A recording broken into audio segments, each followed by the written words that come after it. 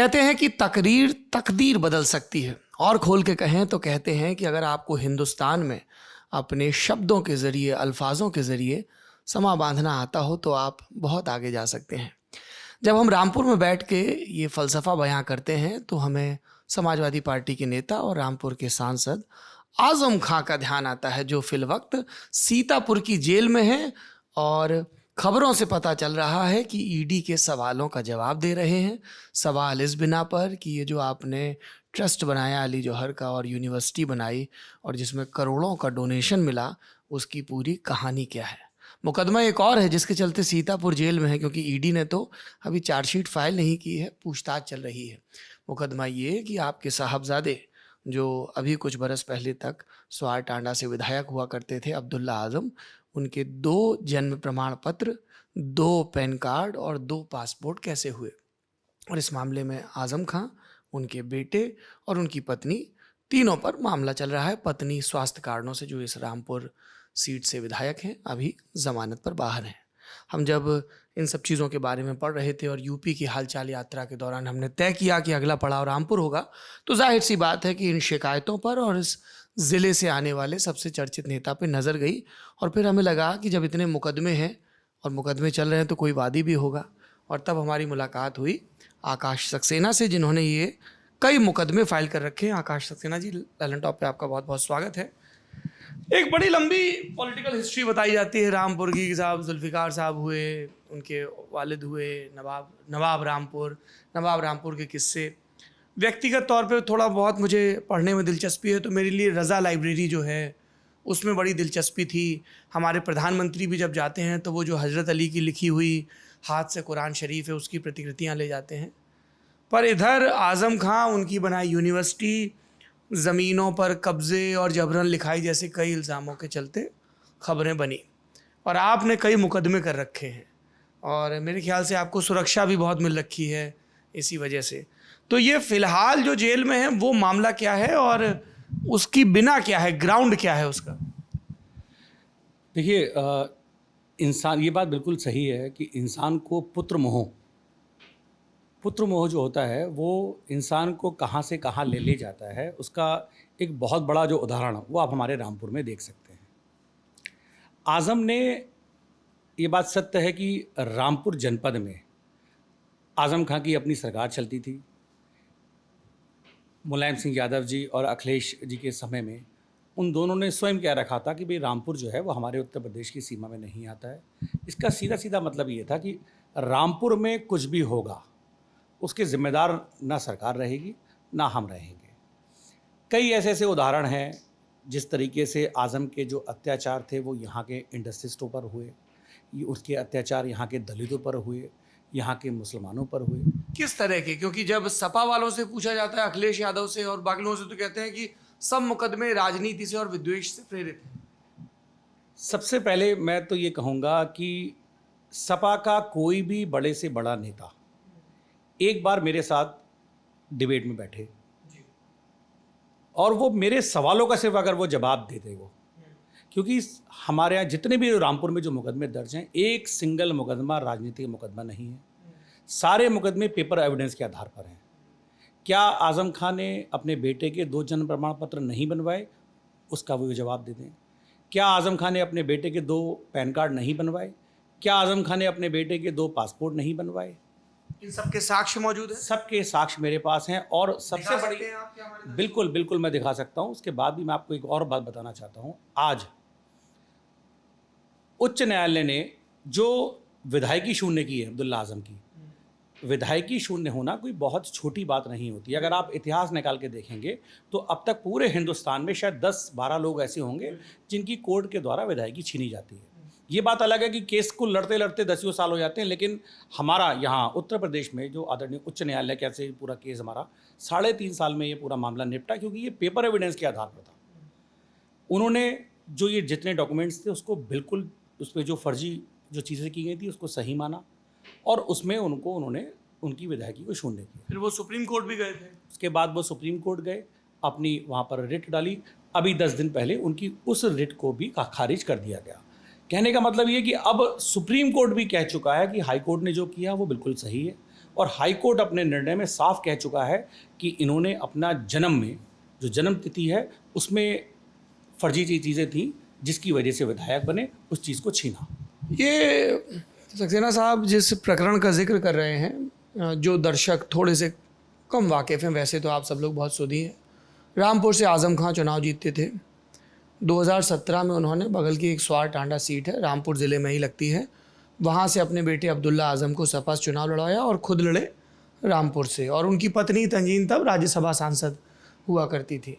तो स्वार टांडा से अब्दुल्ला जीत गए, लेकिन तभी ये शिकायत हुई कि चुनाव लड़ते वक्त वो 25 साल के नहीं थे। उनकी 2 जन्म तिथियों का मामला आया कि साहब एक 1990 की है, असल की 1993 की है, ये दावा आया, और चुनाव लड़ने के लिए वो 25 की हो जाए इसलिए एक 1990 की बना दी गई। यही मामला है। बिल्कुल। और इसी में गई है विधायकी। तो कुछ डॉक्यूमेंट आप, अगर आपने शिकायत की, कुछ सबमिट भी किया होगा। ये जो जन्म प्रमाण पत्र है ये इनका रामपुर का है, जो रामपुर नगर पालिका के द्वारा बनाया गया था, जिसपे जन्म तिथि 1/1/1993 थी। ये जो जन्म प्रमाण पत्र होता है जो नगर पालिका से जो बनता है, इसका आधार ये होता है कि पिता और माता दोनों मिलकर शपथ पत्र देते हैं, उस शपथ पत्र के आधार पर ये जारी किया जाता है। इन्होंने इसको अपना यहाँ जारी करवाया और इससे अपना पासपोर्ट बनवाया। चुनाव लड़ने के लिए चूँकि उम्र जो थी वो कम हो रही थी, उसके बाद इन्होंने अपना लखनऊ से ये दूसरा जन्म प्रमाण पत्र बनवाया, जिसमें ये कब बना? ये 2015 में बनवाया। ये भी डुप्लीकेट कॉपी इशू की गई और शपथ पत्र इसमें भी लगाया गया। पहले दोनों के द्वारा, आजम खान एंड तंजीन फातिमा। जो रामपुर से बना उसमें दोनों के शपथ पत्र लगे हुए थे, जिसमें ये कहा गया कि हमारा बेटा रामपुर पैदा हुआ है और उसकी जन्मतिथि ये है। अब्दुल्ला आजम खान ने इस जन्म प्रमाण पत्र के आधार पर अपनी एमटेक की पढ़ाई पूरी की। जब विधायक बनने का नंबर आया तो इसको निकालकर इन्होंने लखनऊ का सर्टिफिकेट, जो उनकी माता हैं श्रीमती तंजीम फातिमा, उनके शपथ पत्र के आधार पर ये बनवाया गया। इसको बनवाने में जिस जिस चीज़ों का जो इस्तेमाल हुआ है, अगर वो आप बारीकी से देखेंगे तो आप भी हैरत करेंगे। जल्दबाजी में नगर निगम में एक रजिस्टर होता है, उस रजिस्टर में कॉलम होता है कि किस अस्पताल में बच्चा पैदा हुआ, किस टाइम हुआ, किस डॉक्टर के द्वारा हुआ और वो किस जाति का है। जल्दी में सरकार आजम खान की थी, उस रजिस्टर में जल्दी में उन्होंने जो टिक लगना चाहिए था मुस्लिम के आगे, वो हिंदू के आगे टिक लगा दिया। तो कहने का मतलब क्या है कि चीज़ों को, एक चीज़ को अपनी सही करने के लिए चीज़ों को लगातार बढ़ाते चले गए और इसके हिसाब से चलें तो फिर अब्दुल्ला आजम हिंदू हैं। बिल्कुल। आज जो हाई कोर्ट में पेपर लगे हैं उसके आधार पे वाकई जो हिंदू का जो कॉलम है उस पर टिक लगा हुआ है। अच्छा, हाँ। तो ये तो जन्म प्रमाण पत्र का मामला है। ये 2 पैन कार्ड और 2 पासपोर्ट का क्या मामला है? जिस तरीके से अपनी एज को छुपाने के लिए 2 जन्म प्रमाण पत्र का इस्तेमाल किया गया था, उसी तरीके से ये 2 पैन कार्ड बनवाए गए। एक पैन कार्ड पर अपना जो स्टेट बैंक में अपना ये अकाउंट खोलते हैं और नॉमिनेशन फॉर्म फाइल करते वक्त उसको अपने हाथ से कटिंग कर अपना नया पैन कार्ड डालते हैं, जिस पे एक सेकंड, जब हम लोग चुनाव लड़ने के लिए पर्चा भरते हैं नॉमिनेशन, तो एक बैंक खाता देना होता है, क्योंकि स्क्रूटनी होती है कितना पैसा आया, कितना गया, ड्राफ्ट सब उसी से लगता है, और पैन कार्ड की भी तभी कॉपी देनी पड़ती है और दूसरे डॉक्यूमेंट्स। तो उसमें कौन सा पैन कार्ड लगाया इन्होंने? जब नॉमिनेशन फॉर्म भरा गया तो इनका पहला वाला पैन कार्ड था, जिसमें इनकी जो डेट ऑफ बर्थ थी 1193 थी। वो पैन कार्ड का इन्होंने इस्तेमाल किया उसमें नॉमिनेशन फॉर्म में, और बैंक की पासबुक में चूँकि उस पर भी डेट ऑफ बर्थ पड़ी होती है और पैन कार्ड नंबर पड़ा होता है, उसको फ्लूट लगाकर वो वहाँ से काटा गया, और काटने के बाद उस पर दूसरा पैन कार्ड नंबर अपने आप ही डाल दिया, और वहाँ नॉमिनेशन फॉर्म में नया पैन कार्ड, जिस पे आज तक किसी तरीके कोई ITR नहीं भरा गया है। आप ये कह रहे हैं कि 1993 वाले पैन कार्ड पे ITR भरे गए हैं? सारे आई कार्ड, सारे जो ITR हैं वो अब्दुल्ला आजम के पुराने वाले पैन कार्ड पे भरे गए हैं, क्योंकि चूँकि ये जौहर ट्रस्ट के CEO हैं और जौहर ट्रस्ट में पूरा इनका इन्वॉल्वमेंट है, तो वहाँ जितनी इनकी संपत्ति थी वो उस पैन कार्ड पे चढ़ी हुई है, जबकि जो जिस पैन कार्ड का इस्तेमाल नॉमिनेशन फॉर्म में जिक्र जिसका किया हुआ है, वो उस पैन कार्ड से आज तक कोई ITR फाइल नहीं किया गया। ये इनकम टैक्स ऑफिसर ने खुद लिख कर दिया है। इनकम टैक्स ऑफिसर ने क्या लिख के दिया है? कि ये जो पुराना है 93 की डेट ऑफ बर्थ वाला, इनकम टैक्स ऑफिसर जो लिख कर देते हैं कि जो पुराना वाला है उससे इनके ITR भरे जा रहे हैं, उसके बाद इनकम टैक्स ऑफिसर ये भी लिख के देते हैं कि इन्होंने जो दूसरा वाला है उसके कैंसिलेशन के लिए एप्लीकेशन दे दी है। मतलब खुद ये एप्लीकेशन कब दी? जब ये शिकायतें जब ये चल रही थी तो विधायक बनने के बाद। हाँ, 9/5/2017 को इन्होंने अपनी ये आवेदन किया कि मेरा ये वाला कैंसिल कर दिया जाए। तो ये तो लेकिन अपने आप में कॉन्ट्रडिक्टरी नहीं हो गया कि ये पैन कार्ड नया कैंसिल करवा रहे हैं जो 1990 की डेट ऑफ बर्थ पे है, कह रहे हैं कि पुराना पैन कार्ड, लेकिन पुराने पैन कार्ड में डेट ऑफ बर्थ 1993 है, लेकिन कोर्ट में ये कह रहे हैं कि 1990 मेरी डेट ऑफ बर्थ है। देखिए, यही सब चीज़ें हैं जिसकी वजह से आज अपने जाल में वो स्वयं फंसे हुए हैं। मैं इसीलिए तो कहता हूँ कि समाजवादी पार्टी के जो नेता हैं, एक आधे घंटे को तो बैठें। ये कहना बहुत आसान होता है स्क्रीन पर कि हमें राजनीतिक रूप से फंसाया जा रहा है, ये कहना बहुत आसान है। लेकिन इस मामले में मैं तो चाहता हूँ बड़े से बड़े एक्सपर्ट को लाके बैठा लें, बात करें, और कोई भी चीज़ को जानने से पहले पढ़ें कि एक्चुअल चीज़ है क्या। ये कहना बहुत आसान होता है कि राजनीतिक मामला है। अच्छा, ये पासपोर्ट का क्या चक्कर है? आज़म ने, जब अब्दुल्ला आज़म नाबालिग था, नाबालिग जब बच्चा होता है तो उसका पासपोर्ट उसके माता पिता के आधार, उसके एफिडेविट्स के आधार पर बनाया जाता है। अब्दुल्ला आज़म ने जब अपना पासपोर्ट बनवाया तो उनके माता पिता वहाँ भी एक एफिडेविट लगाते हैं कि हमारा बेटा ऐसे ऐसे बेटा है और इसका जन्म रामपुर में हुआ है। 2006 में इनका पासपोर्ट बनता है, जो कि 2012 तक वैलिड होता है, क्योंकि बच्चों के पासपोर्ट शायद 6 साल के लिए वैलिड होते हैं। 2012 में जब अब्दुल्ला आज़म बालिग होता है तो उसी पासपोर्ट को कंटिन्यू करता है कि वो ये कहता है कि मेरा ये सब कुछ ठीक है। 2022 तक वैलिड था वो, 2012 वाला 2022 तक वैलिड। ये वो वाला पासपोर्ट कॉपी है? हाँ, ये उस पासपोर्ट की कॉपी है। उसके बाद 2017 में जब यहाँ शिव साई अवस्थी जी जिलाधिकारी थे, तब मैंने उनको एक शिकायत की थी अक्टूबर 2017 में। उन्होंने उस शिकायत पे जांच के आदेश दिए पासपोर्ट ऑफिस में। 2017 की जब ये जांच हुई तो 2018 जनवरी में अब्दुल्ला आज़म पासपोर्ट ऑफिस जाते हैं और अपने पुराने डॉक्यूमेंट्स को ठीक करने के लिए उसमें खुद एक एप्लीकेशन देते हैं कि मेरा जो बर्थ सर्टिफिकेट जो रामपुर वाला है वो गलती से लग गया है, मेरा वो निकाल लिया जाए और मेरा ये नया लगा दिया जाए। गलती से बर्थ सर्टिफिकेट कैसे लग जाता है? ये उसका जवाब वही दें, क्योंकि स्वयं उन्होंने एप्लीकेशन में लिखा है उसमें, और पासपोर्ट अधिकारी उस पर इन पे 5,000 रुपये का इन पे जो पेनल्टी होती है वो उसको डालते हैं और उसको एक्सेप्ट करके नया पासपोर्ट उसमें बना के उनको दे देते हैं।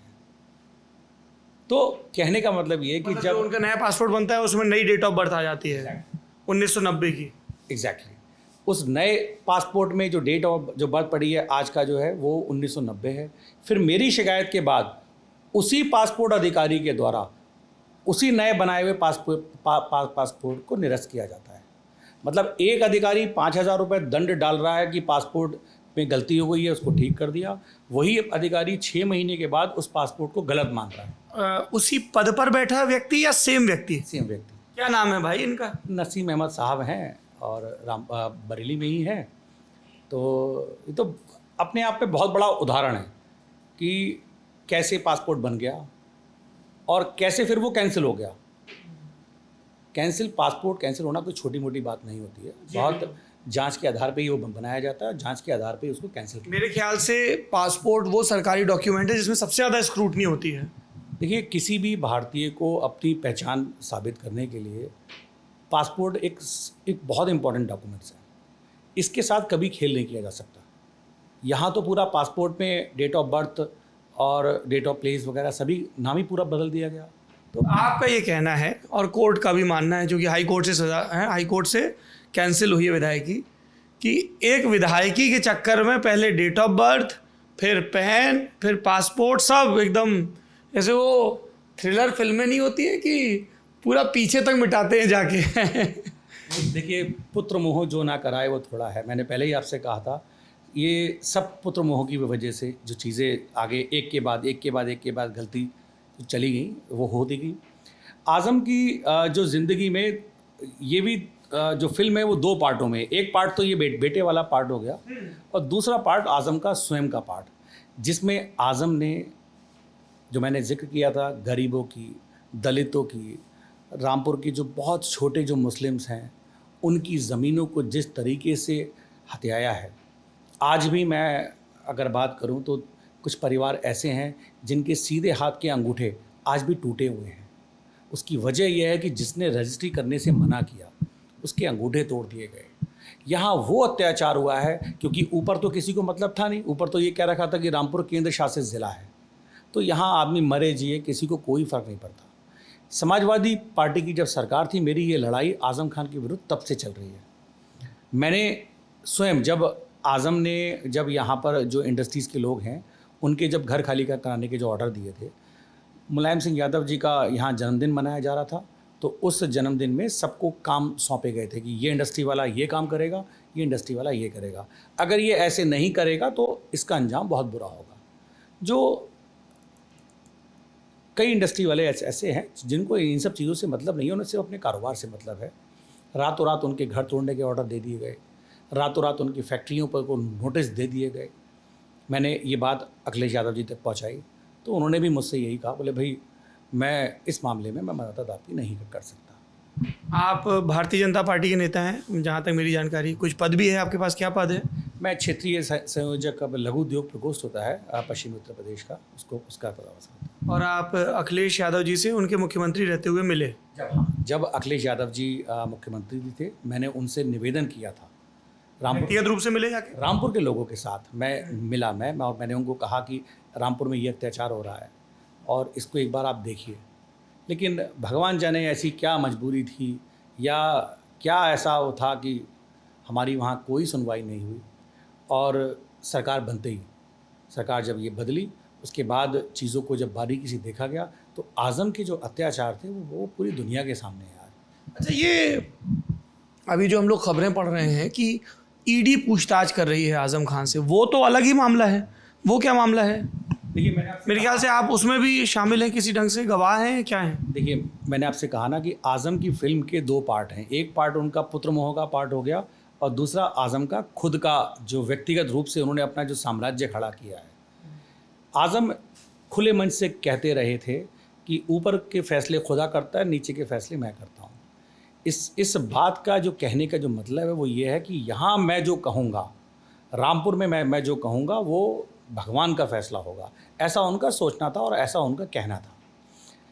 इसी कड़ी में अगर हम देखें तो आज़म ने जब अपने यूनिवर्सिटी की शुरुआत जब की तो 1995 में 10,000 रुपये से इन्होंने अपना अकाउंट खोला और यूनिवर्सिटी का जो रजिस्ट्रेशन जो करवाया वो वहाँ से इन्होंने इसकी शुरुआत की। आज जब आज़म की सरकार बनी, चाहे वो 2002 से लेके 2007 तक की रही हो, 2012 से लेके 2017 की रही हो, उस 5-5 साल के पीरियड में अगर आप बैलेंस शीट्स जो मैंने आपको दिखाई हैं, अगर उसको वो बैलेंस शीट अगर आप कैमरे पे दिखा सकें।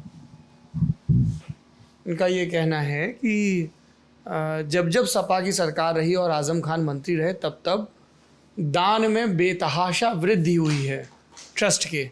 ये शिकायत आपने गृह मंत्रालय को भी भेजी है।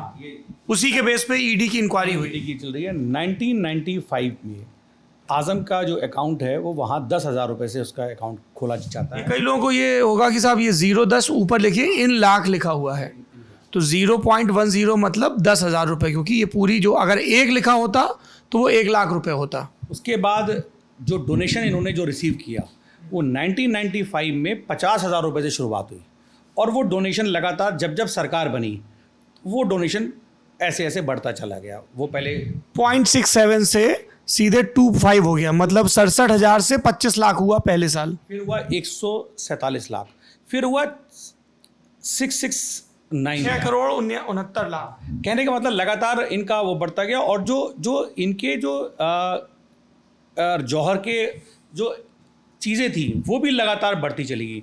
10,000 रुपये से जो शुरुआत हुई वो बीच में इनकी यहाँ पहुँची।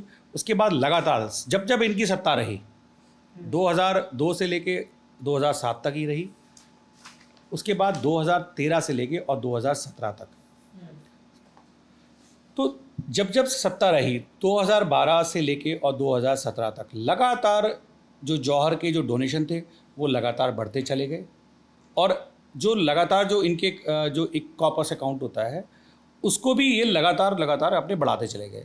बीच में जब नोटबंदी जो हुई थी 2016 में सबसे ज़्यादा जो ट्रांजैक्शन थे वो नोटबंदी के टाइम हुए थे इनके। तो ये एक बहुत सोचने का विषय है कि नोटबंदी हमारी 15-16 में हुई थी।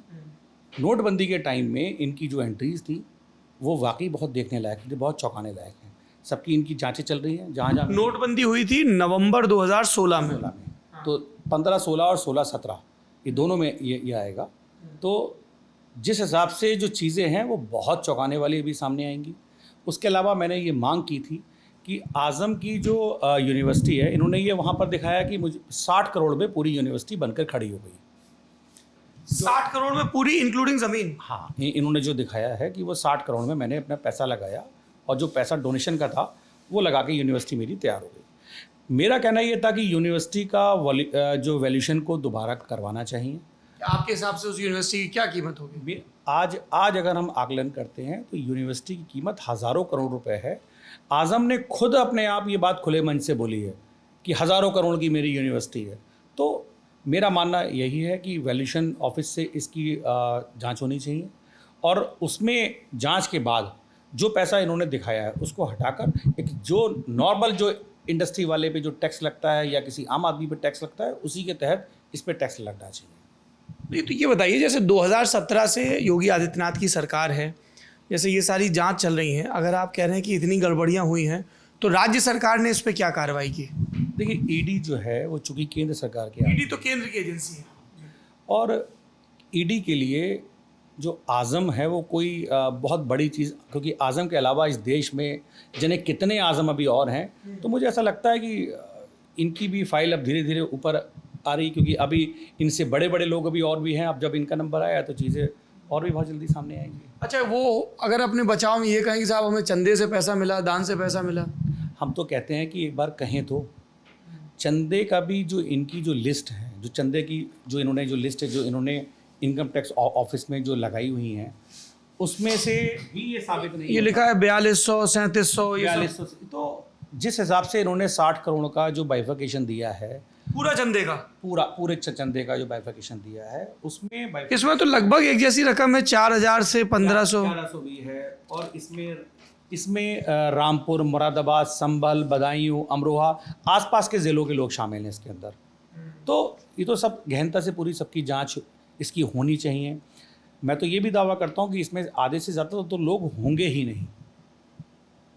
ये तो आप सड़क पे चलते हुए किसी के नाम की लेके वोटर लिस्ट उठा के उसकी रसीदों का नाम काट दीजिए, तो इसका ये मतलब थोड़ी ना होता है कि उन्होंने डोनेशन दे दिया और वो ये। लेकिन सब ईडी के सारे मामले हैं, ईडी अपने सारे चीज़ों को देख रहे हैं। अभी उनसे पूछताछ हुई है, उसके बाद चीज़ें आगे बढ़ेंगी और चीज़ें सामने आएंगी और बहुत बड़ी से पूछताछ चल रही है। आपकी गवाही हो चुकी? नहीं, अभी से मेरी बाकी अभी बची है। अभी तो बाकी चीज़ें जो अभी चल रही हैं, अभी तो मुझे लगता ही है कि पहले इनका वाला जो पार्ट है वो शायद पूरा एक फेज़ और होगा जिसमें शिकायतें जो भी रह गई हैं उसमें पूरी होंगी, तो लगता है उसके बाद होगा। एक चीज़ और ये बताइए, आखिरी सवाल मेरा ये है आपसे आकाश सक्सेना जी, कि ये सारे मामले हैं, लेकिन जब हम लोग इलेक्शन रिकॉर्ड देखते हैं, है ना, तो दिखता है कि साहब आज़म खान बीच में बस एक चुनाव 90s में हारे, 93 या 96 का एक चुनाव हार गए थे, बाकी लगातार चुनाव जीत रहे हैं। उनकी पत्नी भी क्लोजली कंटेस्टेड उसमें लोकसभा जीती है सब।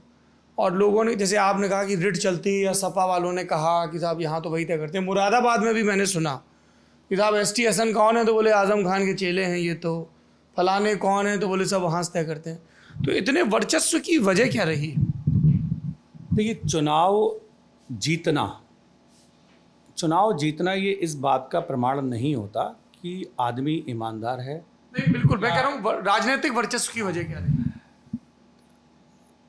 ये आज़म ने कभी भी रामपुर की जनता को आगे बढ़ने दिया ही नहीं। हमेशा बेरोज़गारी और शिक्षा जिसकी वो बात करते हैं, कभी उसको शिक्षित होने दिया ही नहीं। आज़म ने हमेशा चाहा कि यहाँ का जो युवा है वो रिक्शा से ऊपर कभी आगे आ ही नहीं पाए, क्योंकि रिक्शा से ऊपर आएगा तो पैसा कमाएगा, पढ़ाई करेगा तो वो दिमाग लगाएगा, और दिमाग अगर लगाएगा तो मेरे पीछे वो चल ही नहीं सकता। इसका कारण ही सिर्फ ये है, जो वर्चस्व बनाने का, कि आदमी को इस लायक कर दो कि वो कभी ये सोच भी ना पाए कि मैं पीछे चल किसके रहा हूँ। सबसे बड़ा जो कारण है वो आज़म का यही का कारण है।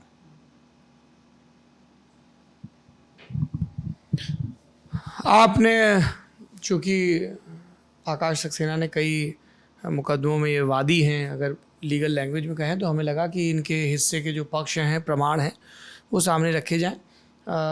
आज़म खान तो जेल में हैं, उनके बेटे भी जेल में हैं, उनकी पत्नी ज़मानत पर बाहर हैं और हमारे सहयोगी ने उनसे संपर्क करने की कोशिश की, क्योंकि पत्रकारिता का ये उसूल है कि सब पक्षों की बात सुनी जाए, तो उन्होंने इस बातचीत से इनकार किया है। जब भी मौका लगेगा तो जो उनके पैरोकार हैं या समाजवादी पार्टी के नेता हैं, जैसे अगर आपने धर्मेंद्र यादव का इंटरव्यू देखा होगा तो उसमें भी आज़म खान से जुड़े सवाल पूछे गए थे। तब उन्होंने कहा भी था कि बताइए, बकरी चोरी के भी इल्ज़ाम लगा दिए, आपको लगता है कि आज़म खान बकरी चोरी करेंगे? तो ये मामला राजनीतिक है, आपराधिक है, ये माननीय न्यायालय तय करेंगे। कुछ मामलों में तय भी कर चुके हैं, इसीलिए अब्दुल्ला आज़म की विधायकी भी चली गई है। बाकी रामपुर और इसके आसपास के इलाकों का राजनीतिक तापमान कैसा है, कौन से फैक्टर हैं, ये सब जानने समझने की हम कोशिश करते रहेंगे। यूपी का हालचाल लेने के इस क्रम में आपने इतना समय दिया, बहुत बहुत धन्यवाद। आप देख रहे हैं लल्लन टॉप।